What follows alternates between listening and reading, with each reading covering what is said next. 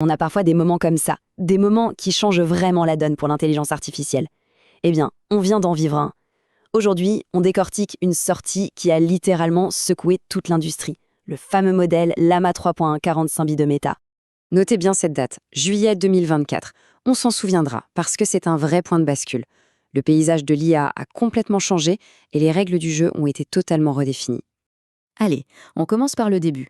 Comment ce nouveau venu, ce challenger, a réussi à perturber l'ordre qui semblait bien établi? Alors, pour bien comprendre, jusqu'à maintenant, le top de l'IA, c'était le domaine des modèles dits propriétaires, ceux d'OpenAI, de Google, des boîtes noires. De l'autre côté, il y a les modèles open weights, ou à poids ouvert. Le truc qui change tout, et c'est une première historique, c'est qu'un de ces modèles ouverts, Llama 3.1, vient de faire jeu égal avec les meilleurs modèles fermés. C'est énorme. Mais alors, d'où vient cette puissance? Qu'est-ce qu'il a sous le capot, ce modèle? Pour le savoir, rien de tel qu'un petit tour du côté des chiffres.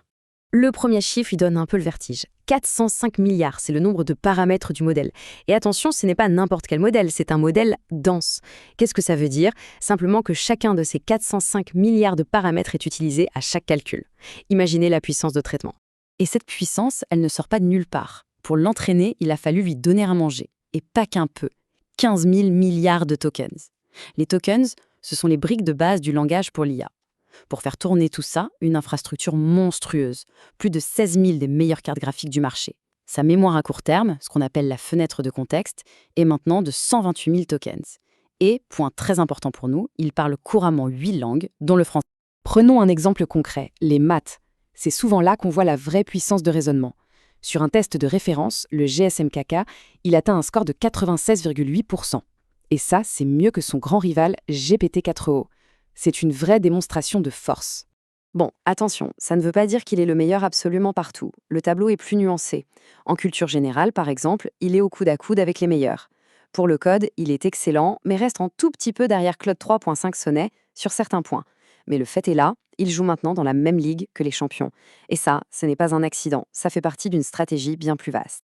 Et voilà où on arrive au cœur du sujet. Parce qu'au-delà de la performance brute, ce qui change vraiment la donne, c'est la stratégie de Meta. Elle est carrément révolutionnaire. Meta a pris une décision clé, autoriser ce qu'on appelle la distillation. Alors qu'est-ce que c'est que ce truc? C'est assez simple, ça veut dire qu'on a le droit d'utiliser le grand modèle 405B, le professeur expert, pour entraîner des modèles plus petits et super spécialisés.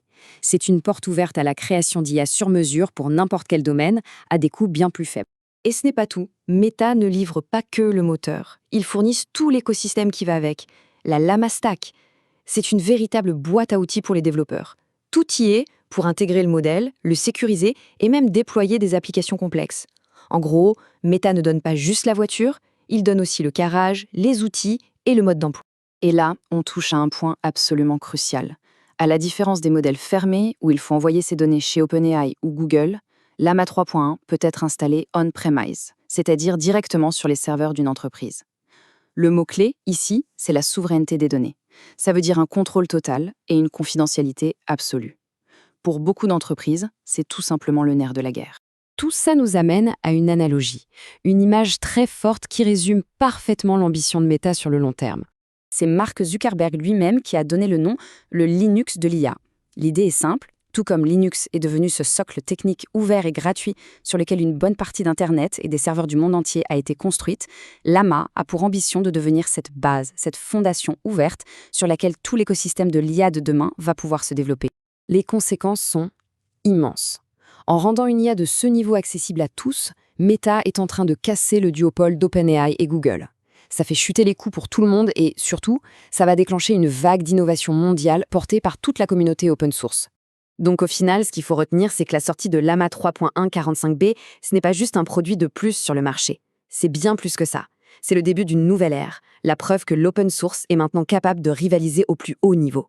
Et tout ça nous laisse avec une question fondamentale, une question pour l'avenir. Maintenant que la technologie ouverte a rattrapé son retard, est-ce que cette approche collaborative peut vraiment gagner la course finale, celle vers une intelligence artificielle générale? Le débat est ouvert.